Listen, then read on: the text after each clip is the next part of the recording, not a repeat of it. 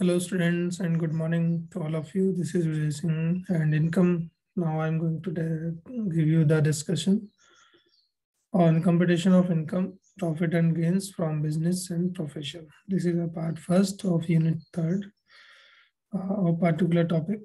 So basically computation of income, profit and gains क्या होती है? Income means profit and gains from business and profession से हम क्या समझते हैं, क्या होता है? This is our lesson outline. First of all, I discuss with you the income chargeables under the head of business and profession. Section 28 में हम इसको डिस्कस करेंगे. Second thing, computation of income from business and profession कैसे निकाला जाता है? Section 29 में. Then third, expenses allowed as deduction. Section 30 to 37 1 में ये जाएगा. 37 subsection 1 में जाएगा. फिर expenses not allowed as deduction. Section 40A और section 40B, section 40A subsection 2, section 40A subsection 3 etc. ये हम डिस्कस करेंगे. Deemed income chargeable under the head of business or the profession, section 41 में हम देखेंगे क्या होती है deemed income. Maintenance of accounts for business and profession, section 44A में ये जाएगा. फिर compulsory audit of accounts for personnel carrying on the business or profession, section 44AB. Then computation of income on presumptive basis, section 44AD, section 44AE, section 44ADA. तो ये basically हमारे इस particular lesson जो है income from computation of income from business and profession हम इसको कहेंगे, या computation of income gain and profit from business and profession, इस टर्म से हम इसको जानेंगे. तो ये 8 डिस्कशन जो है हमारे इस पार्टिकुलर लेसन में चैप्टर में रहेंगे. Let's starts. तो फर्स्ट थिंग कि इस पार्टिकुलर जो टर्म है उसका ऑब्जेक्टिव क्या है, लर्निंग ऑब्जेक्टिव क्या है. The provisions for computation of income from business और profession are applicable for persons who are not in employment. ठीक है, जो लोग एम्प्लॉयमेंट में नहीं होते हैं, मीन्स गवर्नमेंट जॉब में नहीं होते हैं, तो वो क्या करते हैं, बिजनेस या उनका कोई अपना प्रोफेशन होता है, कोई एडवोकेट होता है, कोई कोचिंग सेंटर चलाता है, कोई बिजनेस करता है, कोई कुछ करता है. तो अलग अलग तरह की जो एक्टिविटीज हैं वो पर्सन्स के द्वारा की जाती है. तो बेसिकली उन लोगों के लिए जो एम्प्लॉयड नहीं होते हैं किसी पर्टिकुलर फर्म में या ऑर्गेनाइजेशन में, तो income being their own masters, ठीक है, अपने इनकम को अर्न करने के लिए खुद ही वो अपना करते हैं. तो there are many deductions allowed to such persons from their income, but there are also many conditions for allowability of the same. ठीक है, बहुत सारी conditions भी इनको दी गई हैं जो सेम रहती हैं. तो उनके लिए यहाँ देखा जाएगा कि क्या है.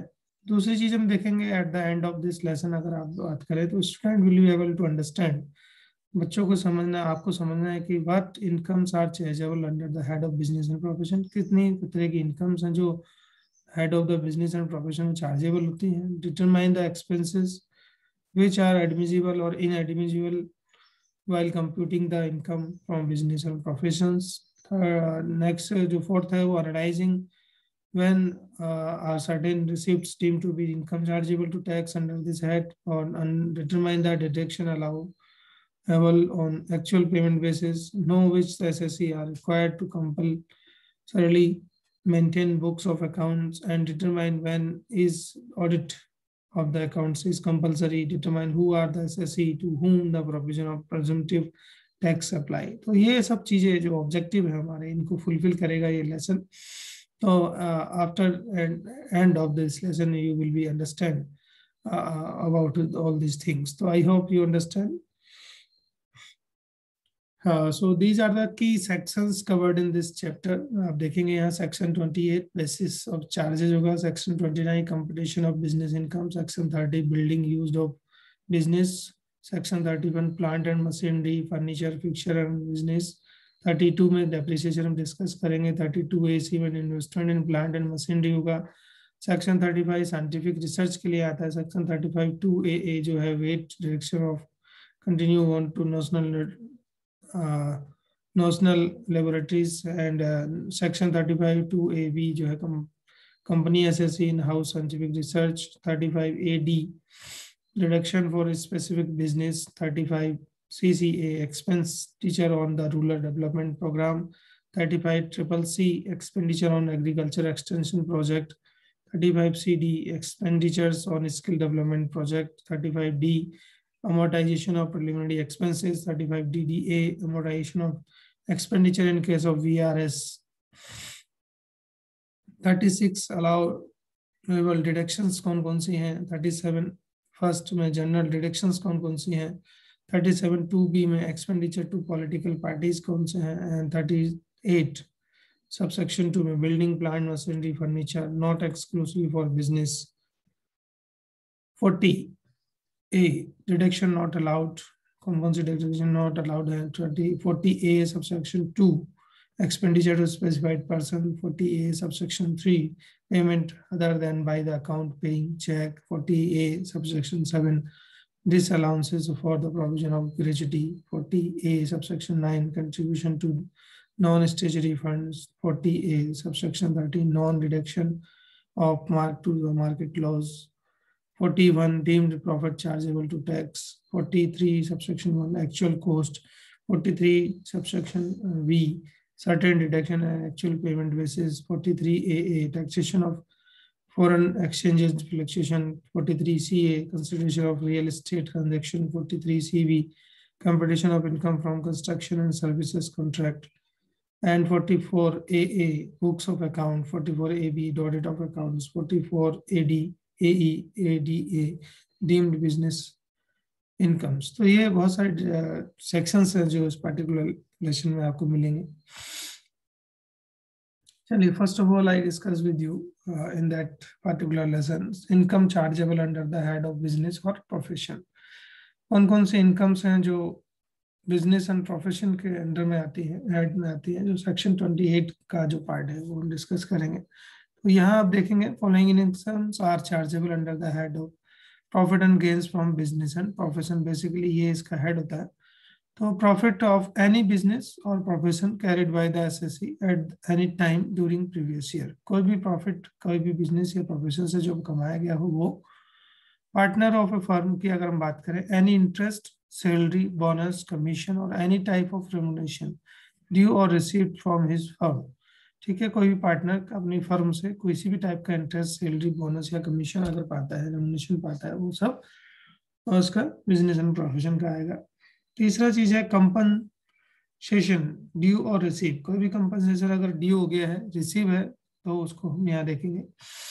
For termination modification of agreement for the managing A company, ठीक है, कोई भी कंपनी को टर्मिनेट या मॉडिफाइड करने की जो एग्रीमेंट है उस पर आपको कंपनसेशन मिला हो।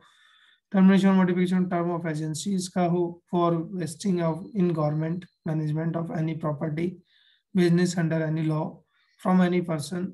फोर्थ है from any person any by whatever name called at or in the concession of with the termination or the modification of the term and condition of any contract relating to his business, finance act 2018 में दिया गया था। तो कोई भी person हो by whatever name is called or at the connection with the termination or the modification of the term and condition, कोई भी व्यक्ति अगर उसको तोड़ता है या उसको मॉडिफाई करता है तो जो कॉन्ट्रैक्टर से बिजनेस या जो भी उसको प्रॉफिट होता है उसमें आएगा। नॉन कंप्लीट फीस एक्सक्लूसिवली अगर हम बात करें तो राइट्स है या एनी सम रिसीव और रिसीवेबल इन कैश और kind under the agreement, and not carrying out any activity in relation to any business, not sharing any know-how, patent, copyright, and any similar rights, etc. And benefits, अगर हम बात करें तो benefits and perquisite in cash or kind arising from carrying on business and profession, some received under the key man insurance policy, including bonus or such policy, ठीक है। अगर कोई person है उसकी पॉलिसी में भी आपको कुछ बेनिफिट हो रहा है वो भी यहाँ पर आएगा, लेकिन वो केवल बिजनेस एंड प्रोफेशन के केसेस में आएगा, जो बिजनेस से आप इंश्योरेंस पॉलिसी कराते हैं और उसी पार्टिकुलर। इसके अलावा एक्सपोर्ट इंसेंटिव्स आपको अगर मिलते हैं, like sale of import licence है, कैश असिस्टेंस अगेंस्ट एक्सपोर्ट है, duty drawback of customs and excise है, फोर्थ इसमें profit on transfer of duty, entitlement, passbook scheme, duty free, replacement certificate है। तो ये आप देखेंगे एक्सपोर्ट इंसेंटिव्स है, इसमें इस टाइप की चीजें हैं वो यहाँ आएंगी। एच पॉइंट है income delivered by trade professional or similar association from the specific services performed for its member, है ना। कोई भी जो इनकम है डराइव हो रही है ट्रेड प्रोफेशन या सिमिलर एसोसिएशन से, ठीक है, किसी भी टाइप की जो एक्टिविटी है वो यहाँ आएगी। Any sum whether received or receivable in cash or kind or account of any capital asset being demobilized, destroyed, discarded or transferred, if any expenditure on such capital assets has been allowed as deduction under section 35 AD, ठीक है। तो अगर कोई है तो उसको benefit यहाँ मिलेगा। लेकिन कोई भी रिसीवेबल हो कैश और काइंड में कोई अकाउंट कहीं से भी उसको कैपिटल एसेट के रूप में है या डिस्ट्रॉयड डिस्कार्डेड ट्रांसफर फंड है। The fair market value of inventory, अगर आपके पास है फेयर मार्केट वैल्यू, अगर आप देखें तो as on date of which it is converted into and treated as capital asset determined in the prescribed manner, section 28 by finance act 2018 में अगर हम चाहें तो वो इसको रिकवर करता है, ठीक है। तो fair market value of any inventory in converted into date, ठीक है, अगर वो कन्वर्ट होती है जिस भी डेट को कन्वर्ट होती है तो वहां पर आप देखेंगे। चलिए अब आगे हम बढ़ते हैं, थोड़ा सा देखते हैं income from business and profession meaning क्या है, बेसिकली बिजनेस है क्या। सेक्शन 2 सब सेक्शन 13 जो है फाइनेंस इनकम टैक्स एक्ट, उसमें दिया गया है कि बिजनेस क्या है। Business includes trade, commerce, manufacture, any adventure or concern in the nature of trade, commerce and manufacture, ठीक है। तो कोई भी ट्रेड हो, ट्रेडिंग एक्टिविटीज हो, यानी कि बिजनेस पे केवल ट्रेडिंग करना हो, यानी कि आपने खरीदा और बेचा, कॉमर्स, ठीक है, कॉमर्शियल एक्टिविटीज आपकी हो सकती है, ट्रांसपोर्टेशन वगैरह ये वो। मैन्युफैक्चरिंग है आपका, अगर आप कंपनी चला रहे हैं, मैन्युफैक्चर कर रहे हैं, प्रोडक्ट को बना के बेच रहे हैं, या कोई भी एडवेंचर या कोई इससे रिलेटेड कंसर्न्स है, कोई भी नेचर ऑफ ट्रेड, कॉमर्स और मैन्युफैक्चर है, वो सब आपका बिजनेस में आता है।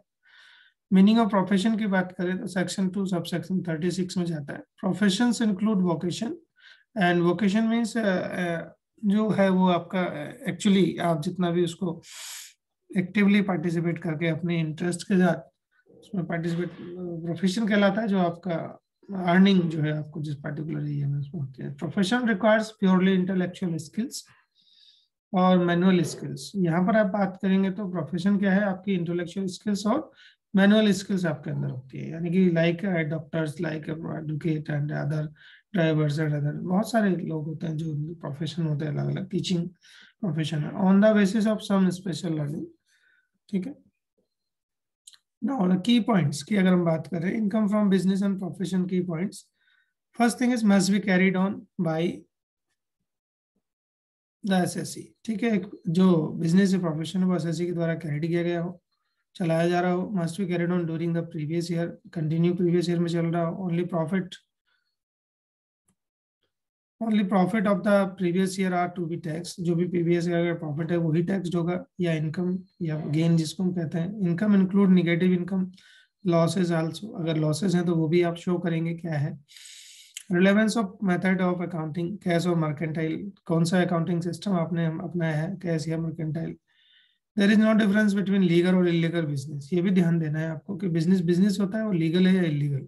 For the taxation purpose both are taxed, even income from illegal business shall be tax, ठीक है। चाहे आप लीगल बिजनेस कर रहे हैं या इलीगल बिजनेस है तो वो दोनों टैक्स्ड होंगे, किसी तरह का कोई आपको पॉइंट्स नहीं मिलेंगे। Now these are the special points which can be revised as, अगर हम बात करें तो first thing is section 2 sub section 13 क्या कहता है, business includes any trade, commerce और manufacture or any adventure or concern in the nature of trade, commerce and manufacture.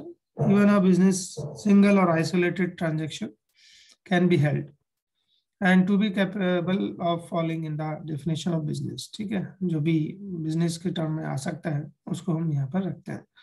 तो CIT in Prabhu Dayal 1971 82 ITR 408 section Supreme Court में जो हुआ था, ये केस में इसको डिफाइन किया कि कोई भी बिजनेस जो है हो सकता है, इवन सिंगल और isolated transaction can be held, अगर आपके द्वारा कोई भी सिंगल या आइसोलेटेड ट्रांजैक्शन भी किया गया तो भी वो बिजनेस कहलाता है। सेक्शन 2 सबसेक्शन 29BA मैन्युफैक्चर क्या होता है? Manufacture means a change in a non living physical object or articles resulting in transformation of project or article into a new and distinct object.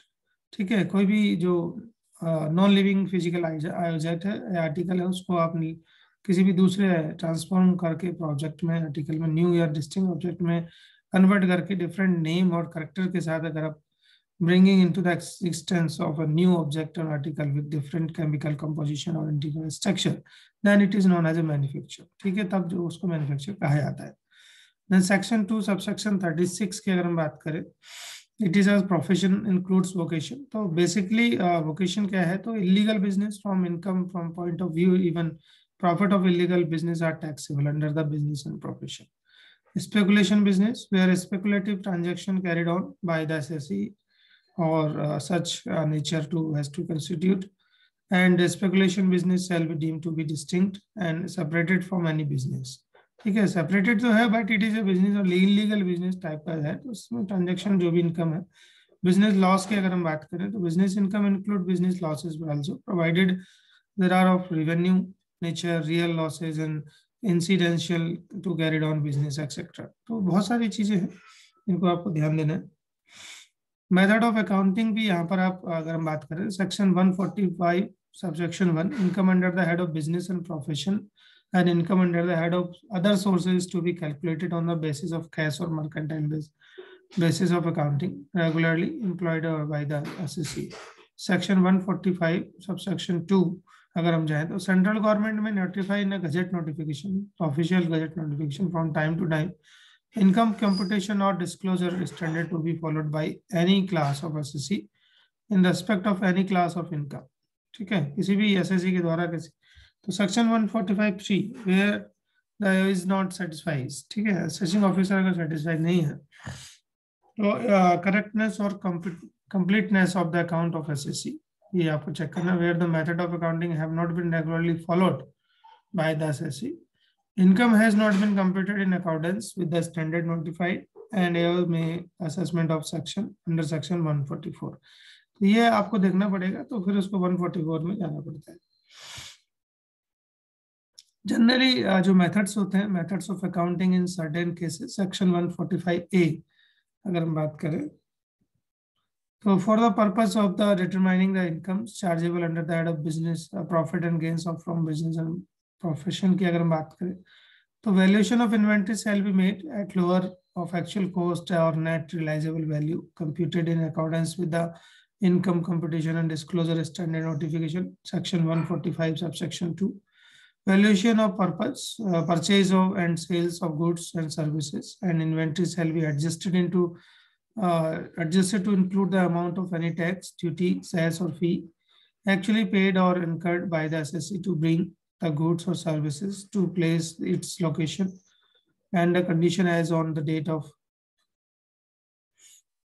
the valuation। Third thing is the inventory being security not listed as recognized stock exchange, ठीक है, and listed but not quoted on the recognized stock exchange with the regulatory from time to time and shall be valued actual cost initially reorganized in accordance with the income computation and disclosure standard। The inventory being securities other than those referred in clause shall be valued at lower of the actual net realizable value or accordance with the income computation। Disclosure standard notified या 145 subsection 2 है। तो यहाँ अगर हम बात करें तो like for the purpose of this section any tax any duty or cess or fee, कोई भी tax duty या fee जो भी आप उसको पे करिए whatever name is called under any law or for the time being in force shall include all such payment notwithstanding any right arising as a consequences of such payment।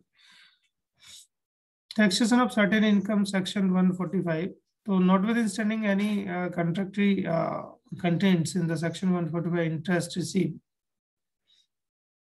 by an SSC or any compensation or the arranged compensations। ठीक है, कोई भी compensation उसको मिल रहा है या interest receive हो रहा है उसको या arrange कर रहा है compensation as the case may be shall be deemed to be income। तो प्रीवियस ईयर्स में अगर हम देखते हैं तो इन विच इट इज रिसीव्ड, कोई भी ईयर जब इसको रिसीव होता है तो ये देखना पड़ेगा आपको।